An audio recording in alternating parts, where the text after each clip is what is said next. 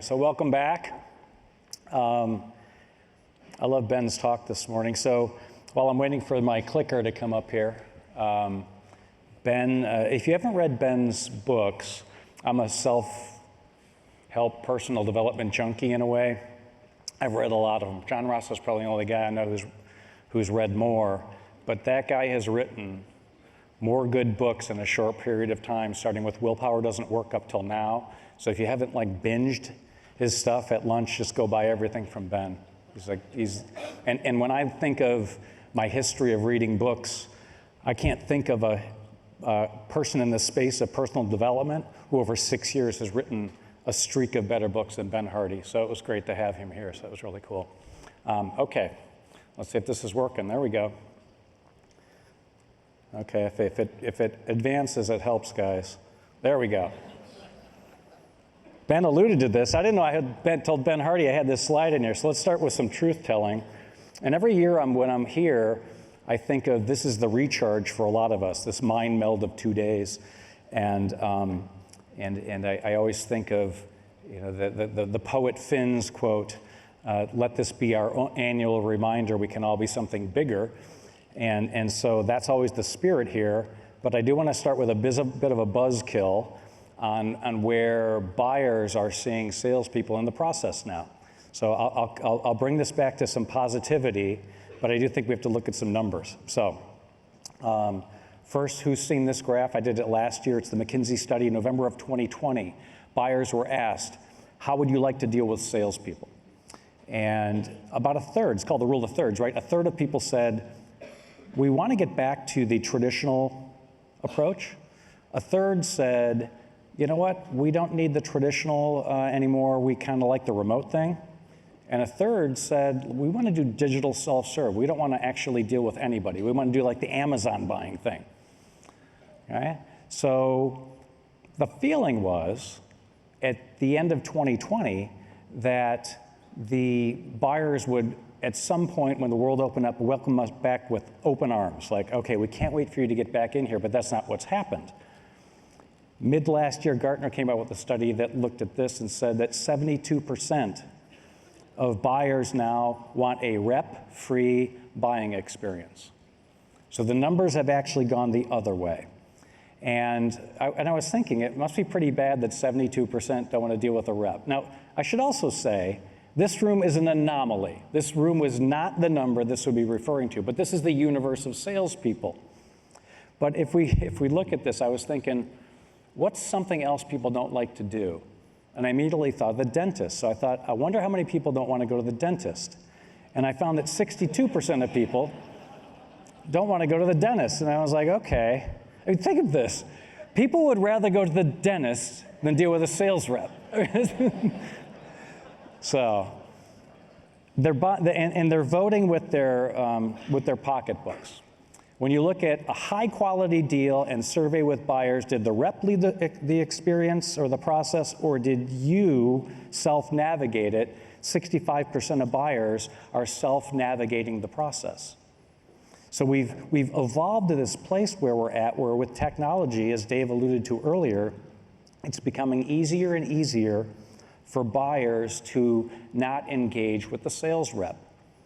So then I ask this question here, is what's the salesperson's value prop in the process at this point? Like, what's the value to the buyer? Here's what it used to be. I started off selling in radio airtime. I was the person who sold commercials that interrupt your music when you're listening to radio, right?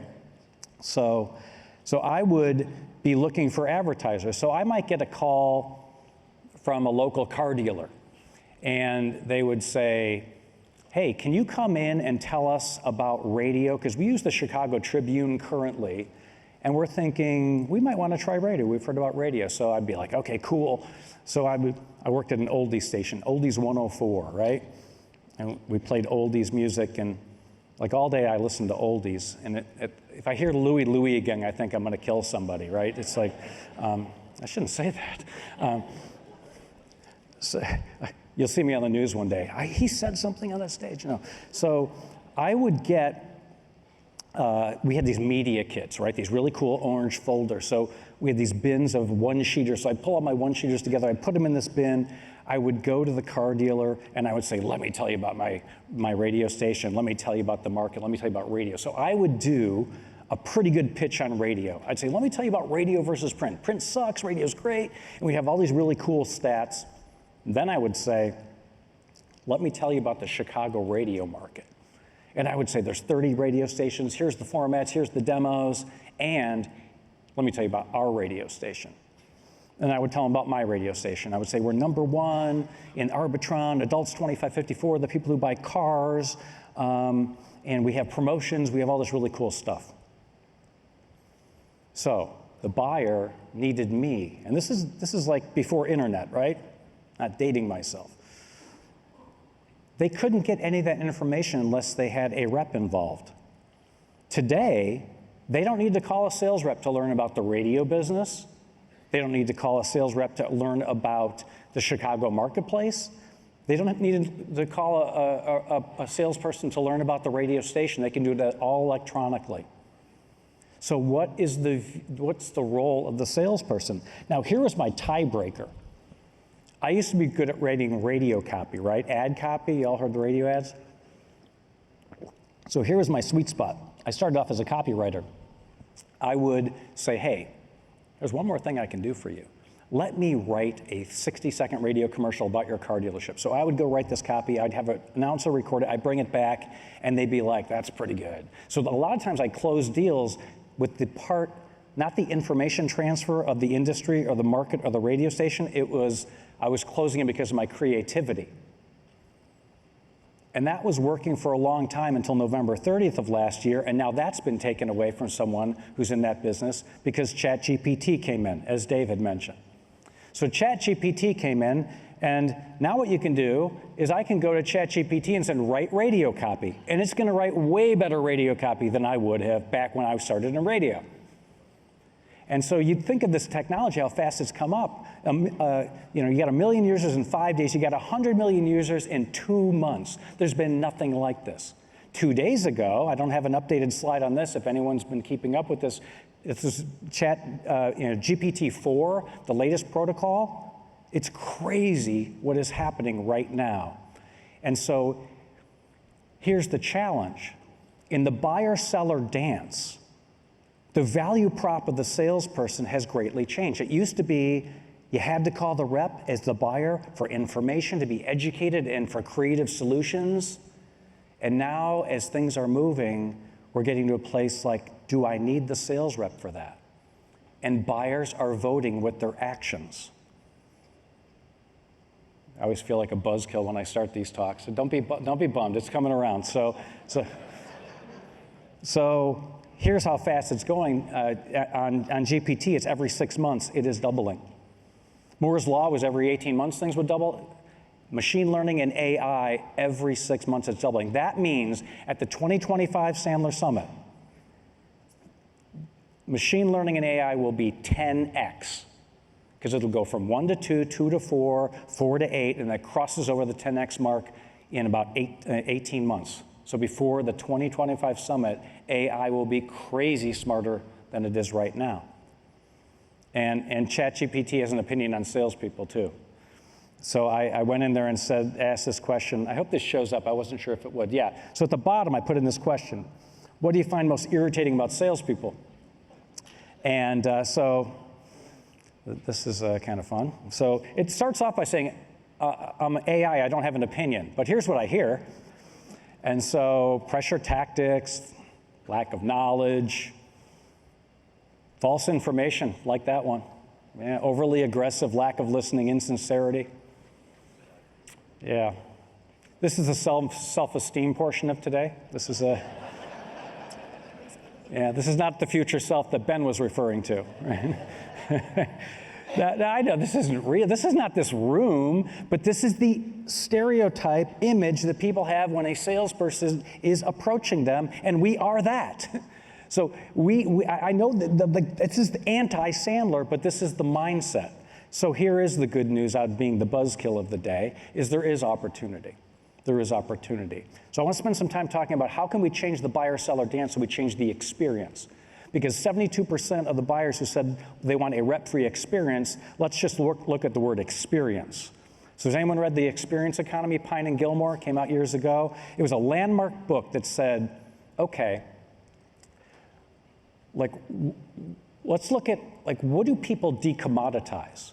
What are some things that people value? What creates a feeling and a loyalty? And they wrote this book called The Experience Economy, where they looked at experiences versus commodities, goods, and services. So they start off in the book with this example of coffee, one of the ultimate commodities, right? They said, okay, in the field, if you pick the beans off the bush, or what do they grow on, out of the ground, a plant? I don't pick a lot of coffee. Whatever it is. So if you're in the field, picking it from whatever, if you were to calculate the math, it's like pennies for a cup of coffee if you brew it at that moment. If you package it and get it to the store, and then you take it from the store and you brew it at home, it's like 40 cents. You go to a diner, and now you're up to a couple bucks.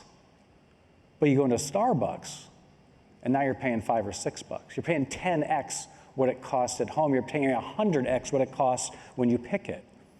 But if you know something about Starbucks, which you've probably all been there, it's all about the experience. When you walk in, there is a vibe to a Starbucks. Everything from the lighting to the sound, the music, the way the machines, I mean, the design of the lighting. In my office, I had the lighting done that way.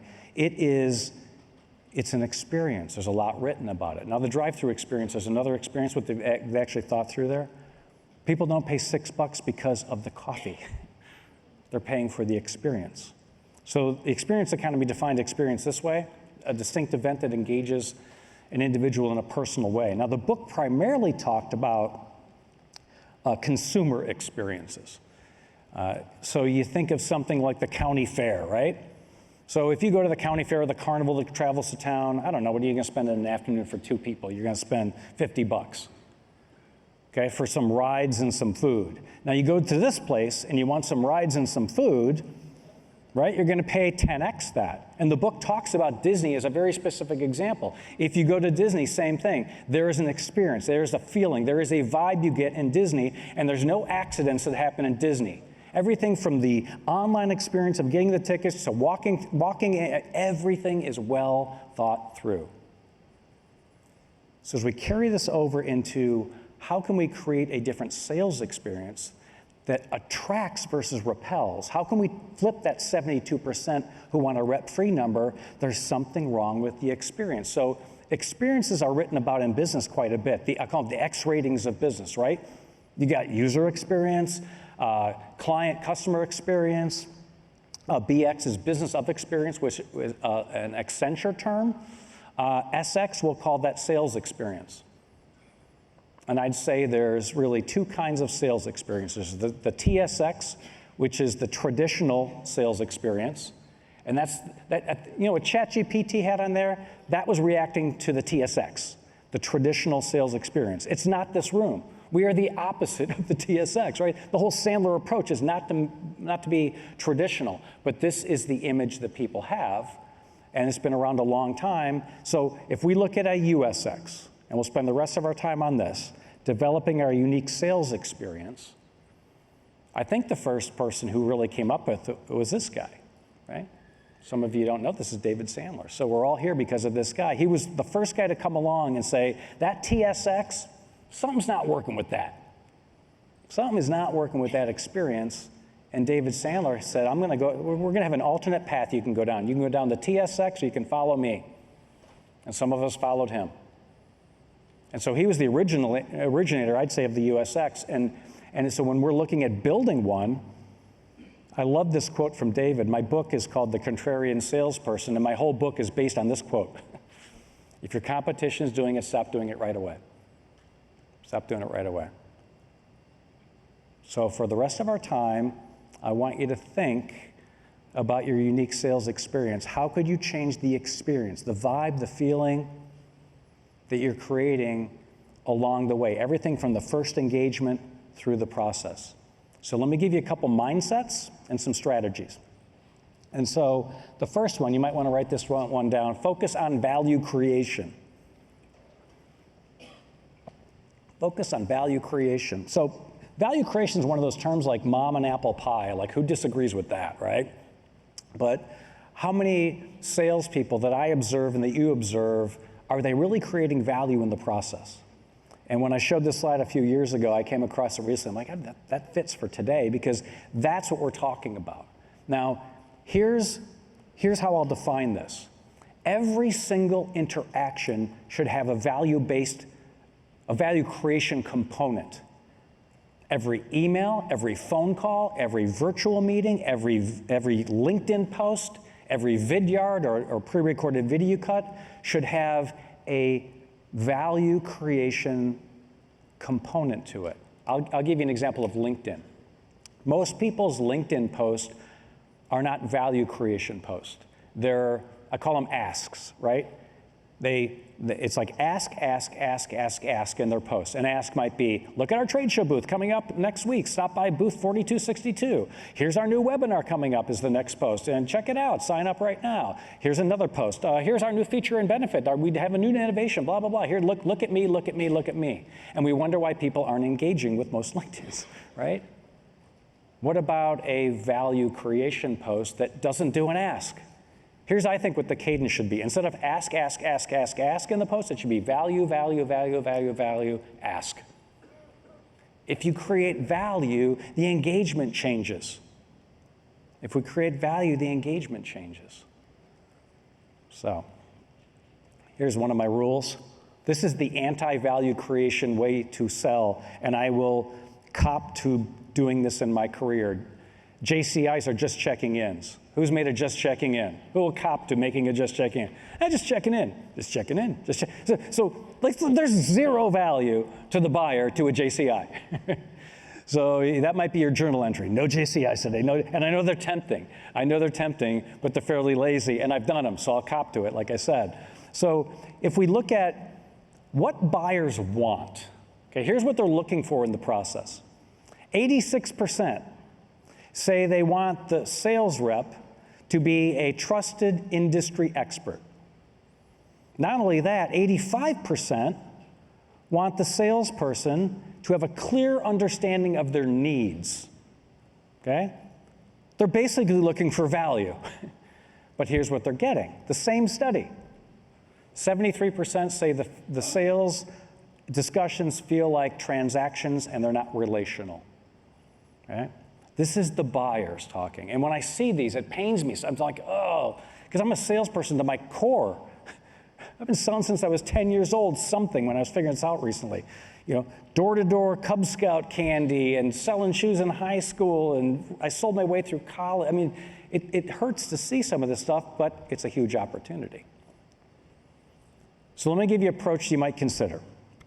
Write this down, the synthesize and simplify approach. So who here has read any of the books by Malcolm Gladwell? Who's ever read Gladwell? Oh yeah, Tipping Point, Blink, Outliers. Outliers is a good one. Let's see.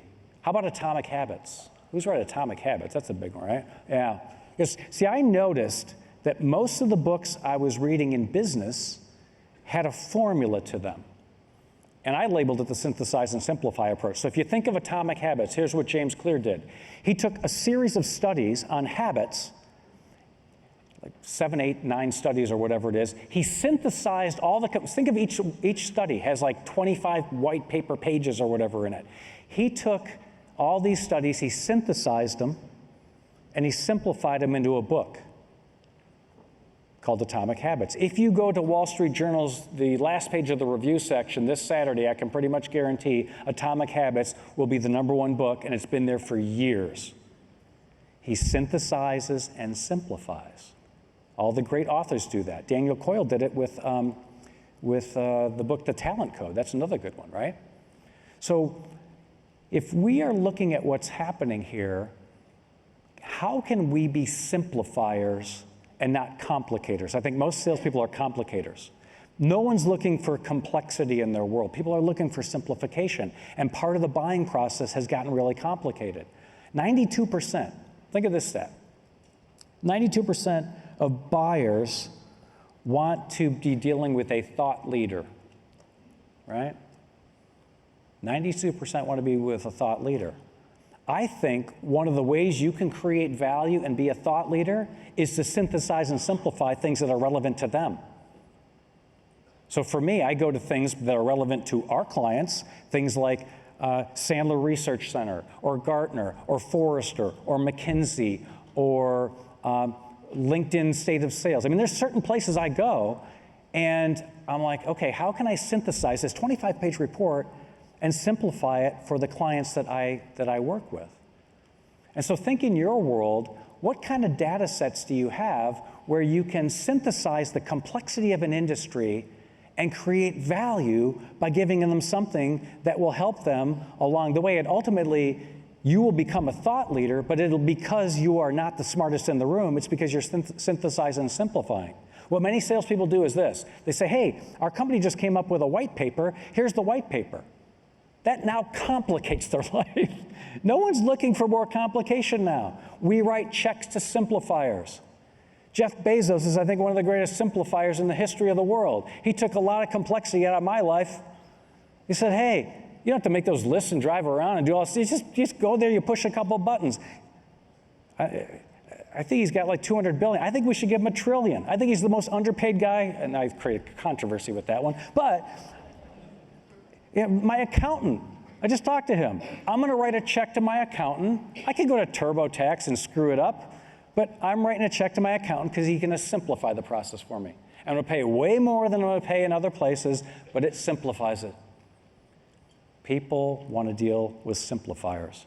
So I'll give you 10, 15 seconds. What's a source in your industry that you could use? If you could synthesize and simplify it and put it even to a graphic like this, you could actually create value in the process, and over time be a thought leader and be attracting versus repelling. So write down one industry source that you could go to. Like I said, mine are Gartner, Forrester, Sandler Research Center. Harvard Business Review has some good stuff. Where would you go if you were trying to build value through synthesizing and simplifying? Where could you go for that? And the other thing with, if you have white papers, your company has marketing pieces they put out that are complex, use snipping tools, my friend, right? So if I have a report and there's a really cool graphic, I just snipping tool it. I'll say I attach the whole report, but let me just show you this one graphic I think is relevant to you. Here's another stat I think is key. 77% of buyers feel that the process has gotten more complex. It's gotten more complex than they want it to be. All right, so here's another way I think we can simplify. We can certainly simplify the buying process. Imagine this. You create so much value over time that when the complexity of the buying process happens, you're the only potential supplier they invite in to help make sense of all the proposals and information they have. If you get to trusted advisor status, you will get special rules, and you will do that through value creation and through simplification. So Gartner had a study that looked at 3 kinds of salespeople. You might write these 3 down. There's the giving salesperson. They say, let me give you some information on that. Okay? That's the way I started in sales. Let me just send you something. Okay? 3 kinds of salespeople. One's the givers, the giving. Number 2 kind of salesperson is the tellers. Let me tell you what I know. That's particularly popular with people with a lot of industry experience. Let me tell you what I know. And then they had the sense makers. They said, well, the sense makers are the salespeople who say, you know what? There's a lot of information out there in complexity. Let me just help you make some sense of it.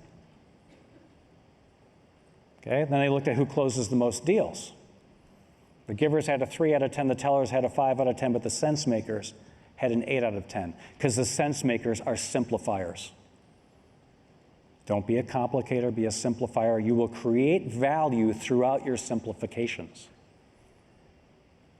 Okay, number 2, mindset. Number 2, mindset. Amplify your USX with technology.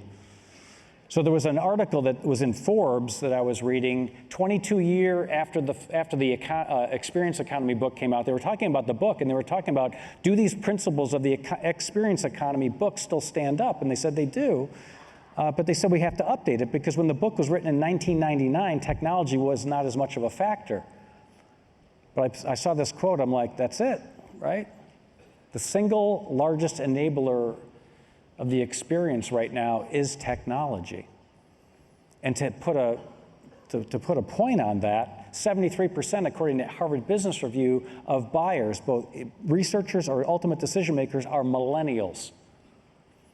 And that's from Harvard Business Review. You look at what Forrester says on top of that, is that millennial respondents prefer a tech-savvy experience, where the salesperson's comfortable navigating the technology, including a remote meeting.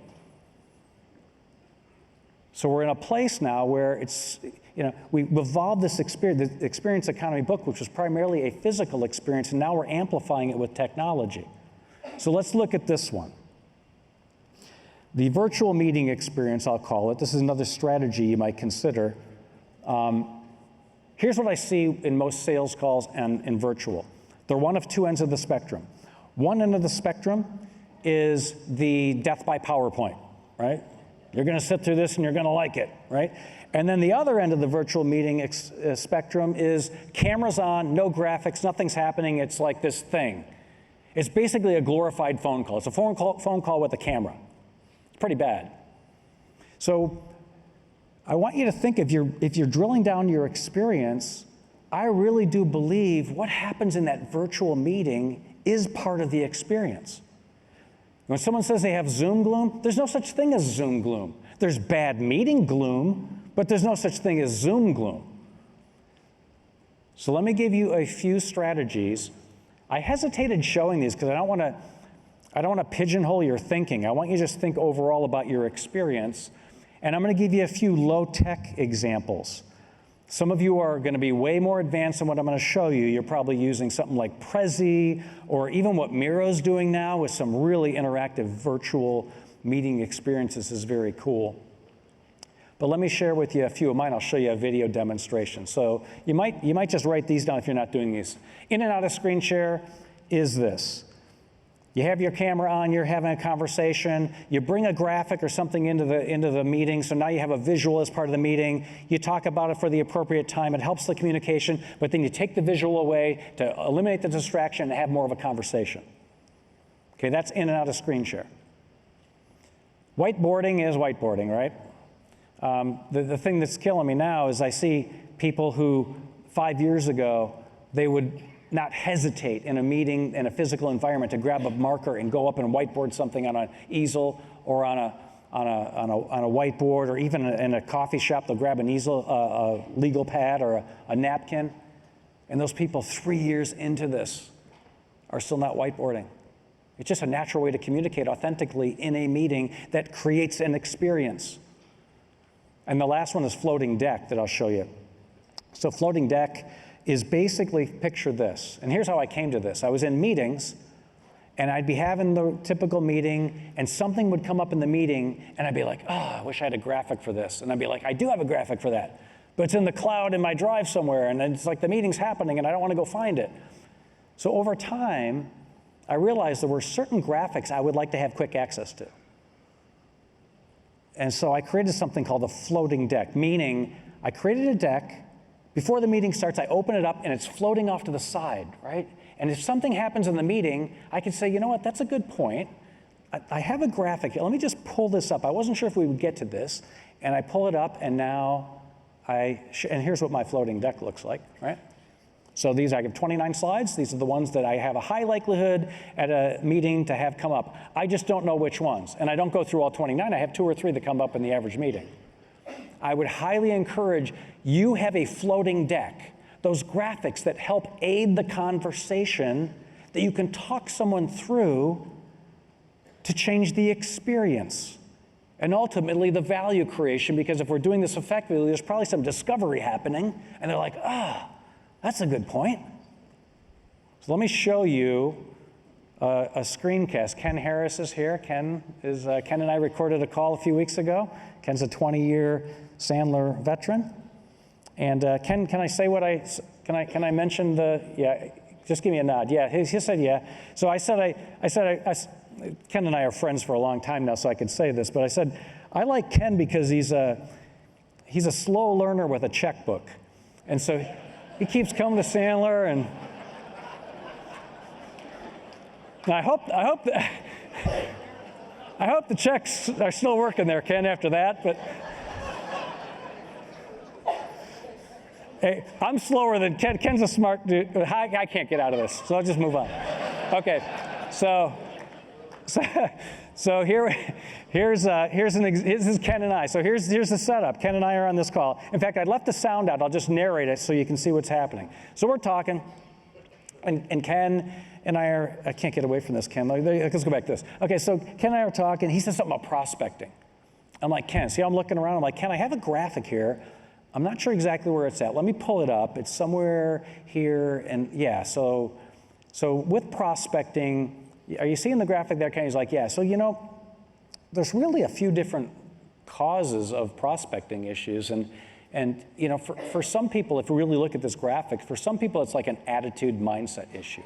And when I say an attitude issue, it could be call reluctance, it could be fear of rejection, it could be they're even in a comfort zone, or something's going on with their mindset that's affecting the prospecting problem. So sometimes it's like an attitude kind of mindset thing. For other people, it's more like, it could be behavior, like the actions they're doing, the number of calls, their cookbook, the sorts of things that they should be tracking. And for other people, it's not even that, it's technique. It's like they're trying to figure out, like, what's the script to get through the gatekeeper? What kind of technique do I use in an electronic communication? How do I do a better pre-recorded video? So they're trying to figure out like the techniques. And so for Ken, for you, what would you say the biggest one is? And Ken's like, it's all of them. I'm like, all of them? So okay, so let's just talk about that. What are you thinking? And so then I take it away. So that's in and out of screen share. Floating deck was there, and I whiteboarded on the screen. Now I cut that video short. I usually wouldn't do the graphic that short. I would give more time. But that's what it flows like. So I know you're looking at it. You're like, that's really low tech, and it's fairly basic. But I have seen countless calls where I've seen people's physiology change, and they're leaning in, and they're looking, and they're definitely not going into Zoom gloom. You do in and out of screen share, some whiteboarding, and some interaction like that, the last thing you get is Zoom gloom. They are actively engaged in the experience, and they won't feel like it was one of those calls that went on forever. And then you can whiteboard, you can just pull a whiteboard up, so later in the call, Ken and I are talking about his org chart. And I'm like, okay, you're telling me about this. Ken, I'm a visual. Can I just map this out? And Ken's like, yeah. So I said, okay, let me just pull a whiteboard up, Ken. So let me just draw this out so we could talk this through, right? So you're at the top of the food chain, right? He's like, yeah. So I write the Ken down. And so I said, okay, you got like 2 managers, you said? And he's like, yeah, I got 2 managers. So then I do like the thing there. I said, don't tell me the names now. We don't need that. Just I want to understand the organization. And then you got a bunch of salespeople under there, right? He's like, yeah, I got a bunch of salespeople. So once again, that goes way longer than that. To not whiteboard and visually engage and change that kind of interactivity and experience, it's highly valuable, and you will see the difference when you're talking to people. Does that one make sense? Okay. Pre-recorded video advantage is the second part of amplifying ourselves with technology, our USX. I learned this by taking my car in recently for a leak. I went in the garage, and I noticed there was this green stuff on the garage floor, and it was a liquid, and I'm like, I don't think that's good. I'm not a mechanic, but I was like, I don't think that's good. So I took it in, and who here has gotten a call from a mechanic after you brought it in with a problem, and you get that call where it's like, it's $1,200. You're like, what? I thought it was an air filter, right? And so I think car dealers realized that there was a lack of trust in the process. So when I took my car in recently, this is what I got. Okay? So this is the mechanic, and we're not hearing the sound, but the mechanic's narrating. He says, okay, I'm noticing this thing, and I'm going on here, and here's your problem. This is where your problem is. I'm like, that's pretty good, actually. Talk about, look at this. Is this disgusting, right? Blank check. Blank check. Just fix it. But there was no mystery that I had a problem. And they must have figured out along the way, video is a really good way to communicate certain messages. that can be reviewed and played back. And so when I saw that my mechanic is using pre-recorded video, I'm like, well, and when I talk to salespeople, this room excluded, I don't know, 1 out of 10 will tell me that they're regularly using some kind of pre-recorded video as part of their messaging and communication, and it changes the experience. I think we've all been trained, right? We're all living in a TikTok, YouTube Reels world where people are being communicated at with video, and they want to watch it on their time. Because if you think of something like this with AMC and Netflix, see, years ago, the Batman movie came out, and AMC would say, come on in, here's the 4 times today you can watch it. You're going to watch it on our schedule, $20 popcorn, right? Cool. Now we've all been trained with Netflix or Hulu or Apple TV. I kind of get things when I want them. I don't know, why would I have to be on someone else's schedule? And we're seeing that translate into the sales experiences. People want things like when they want to watch them. They don't always want to run a synchronous meeting. Sometimes they like asynchronous. They like the idea of us putting something in a pre-recorded video they can watch on their own time. And so I like Vidyard. If you're not familiar with the technologies, I'm technology agnostic on this, whatever you want. But the technology is so easy to access now, to be able to communicate. Because let's not forget this, selling is communicating. At the most basic level, we're just talking about a way to communicate and trying to figure out what's the best channel. Is it a synchronous live face-to-face meeting? Is it a virtual meeting? Is it a pre-recorded video? What's the best channel for the kind of communication I'm trying to achieve? And so part of the experience, I think, starts with the way it shows up in an email. So instead of looking like the 121 emails they get that day, it's going to show up as a visual that is moving, typically animated in the screen, and they can click on it and they can access it. Right? And so this is an example, by the way, of an upfront contract. So I did my upfront contract, see you tomorrow, time, purpose, their agenda, our agenda, and then outcomes, anything else you want, let me know. So if you're looking for one place to use pre-recorded video in the process, upfront contract is a great place to start. Super easy way to do it. You can also do it at different places handheld, so I really like doing it. This is O'Hare Airport, getting ready for a trip, doing the upfront contract for the meeting for the next day, basically saying, hey, looking forward to seeing you tomorrow, time, purpose, their agenda, our agenda, outcomes kind of stuff. Here is a trade show. Here I was at PAC Expo, and here's the cool thing about this one. The booth behind me is the person I was sending the message to. I mean, you want to create a different engagement experience. Who here does trade shows? Anyone do trade shows here? Yeah. The next trade show, you get your Vidyard app all set, whatever app you use, you click it, and you start going to each booth that you talk to someone in, and you record that. I guarantee you it gets opened. And they will feel differently about that communication message. You know what they're going to get Monday morning after the trade show? 100 emails from sales reps, and they're all going to say the same thing. Good to meet you. We have a great value proposition. Can we set a time that's convenient for you? Please let me know. Attached is our brochure. Right? So this is completely different. And there's a value in it. It's like there's something there. One last one.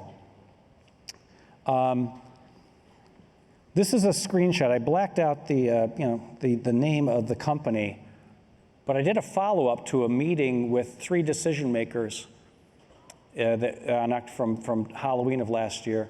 And these 3 decision makers were there, and at the end of the meeting, I said, you know, we're kind of tight on time. Let me do a video recap for this, and also let me include a couple things we didn't get to, because we're kind of a little, tough on time here. So they're like, okay, cool. So I got an upfront contract to send the video, first of all, which is key. And look at the time there. It's 8 minutes and 11 seconds. You'd think, who's going to watch 8 minutes and 11 seconds? So I sent it off, but I knew I had an upfront contract, so I had a good shot. I sent it off. 3 people were in the meeting. A week later, I go before, just checking on it, and this is a screenshot. There were 10 views. So I'm thinking, that's pretty cool, right? For me, that's cool that 10 people watch it. I had all these influencers off to the side watching it, but then I really thought about it, and I realized there was value creation there too. Because what most salespeople do is they say, we just had a meeting, you're the decision maker, but you have to go meet with people internally, the work's on you now. You're gonna come up with a synopsis, you have to relearn it, you gotta go meet a meeting with some pressure, and you have to regurgitate what I just did. I realize what I'm doing with these is I'm creating value. I am taking the onus off of creating that next meeting off of that buyer and helping them with the video, and then they can forward along. There's value creation, I'm amplifying it with technology. The last one, you've heard the recurring theme here, is Sandlerize everything. Sandler's like the microchip that runs the USX. It's the constant. So when you are thinking about your unique sales experience as you're developing it, it's like, what communication modalities? Thinking about visual and auditory, not just auditory. What kind of disc profile am I using based on the channel that I'm looking to use? How can I use pain for discovery? I mean, that video and that image of my car was a really good pain exercise. It was super visual, converting our pain auditory messages into some kind of pain graphic. So here's my formula. And I'm sure there's other formulas you can use, but I do know if you combine value creation, you amplify it with tech, and then you have a Sandlerization to it, I really think that's the sweet spot. That's the sweet spot. Because as we take a step back from this, if we have 72% that are reluctant to deal with the rep, it's just not a good experience. And it's about creating an experience, as I said, that attracts and doesn't repel, something that they want to engage in. Every single time when my call comes in, I want them to, I think there's that moment of truth. They see the caller ID on the phone, and it goes in one of two buckets. Like ignore or hit the voicemail button, or there's something about that person, I maybe can't articulate it, but there's value in taking this call right now. I want to go into that bucket, which is rare among salespeople. Last example. This is something called Inside Tracker. Inside Tracker is a company that basically you go do a blood draw and then it sends all your data to your phone. And so here was my pain with the traditional physical exam experience, right? Because blood test is part of my physical exam, and I'm really interested in blood work. I think that's a good thing to keep my head around and be current on what's going on, right? And so with your blood work, you get like, I don't know, 50 data points, like glucose and LDL and HDLs and BFDs, and you get all these numbers in there, right? And so but when I go to my physical exam, it's a very small part of the experience. And I know that I'm losing something. There's like an amazing data in there. And so when you go into the physical, right, you get the stethoscope and you get the open your mouth, and then he puts the glove on, and I'm like, oh, this is gonna be fun, right? The highlight of my day, right? So, beats making cold calls. So, call reluctance. So where was I? Oh yeah. But I realized that when I went for my physical, all that stuff was happening, and the blood work was like 60 seconds. It was like, okay, Joe, you look at your things. Yeah, it looks pretty good. Yeah, LDLs come down. You still might want to work on that. Glucose, yeah, you watch that too. See you next year. Okay, I guess. You do Inside Tracker, and this is a screenshot. You get 42 biomarkers, each biomarker red, green, or yellow. You are getting each one you can click on and understand about what that biomarker means. And then here's what's cool with the AI. It says, do you want to put it into an action plan? Yes. Do you want to be notified daily or weekly? Yes.